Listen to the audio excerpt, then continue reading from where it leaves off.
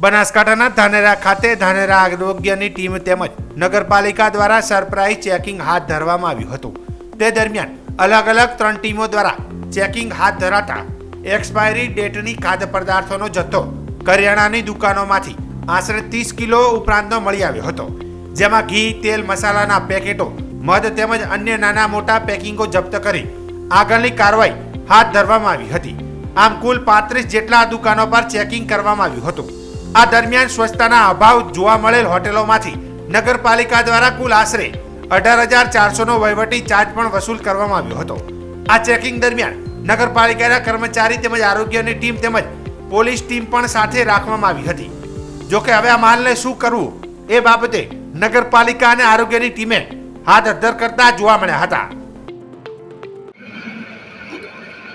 कितनी sir team थी और रेट की और क्या क्या चलती है? आज रोज धानेरा अर्बन विस्तार में आरोग्यની અને નગરપાલિકાની ટીમ દ્વારા એક સેન્ટેન્સ રાઉન્ડ કરવામાં આવ્યું હતું। એમાં 3 ટીમો હતી અને 103 જેવી દુકાનોનો મુલાકાત આવી હતી। એક દુકાન પર 30 થી 35 જેવી આઇટમો મળી આવી છે, જે એક્સપાયર હતી અને અખાદ્ય જેવી હતી, જેનો નિકાલ કરવા માટે નગરપાલિકા સુપરત કરવામાં આવશે। એ આગળની કાર્યવાહી નગરપાલિકા દ્વારા કરવામાં આવશે।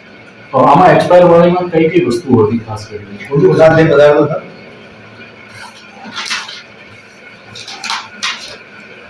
मरी मसाला, तेल, घी, मरी मसाला, इसमें खाद्य पदार्थ तेल की अमुक ड्राई फ्रूट બધું છે। मरी मसाला सब मरी मसाला, આ તો मरी मसाला, ચાટ મસાલા એ બધા એક્સપાયર્ડ ડેટ ના હતા, જે ખાદ્ય તૈયાર છે નિકાલ કરવા માટે એનો પંચનામો કરીને નગરપાલિકાને સુપરત કરવામાં આવશે। જે આગળની કાર્ય નગરપાલિકા વિસ્તારની નિકાયની એની જવાબદારી હોય તો એ લોકો કરવામાં આવશે।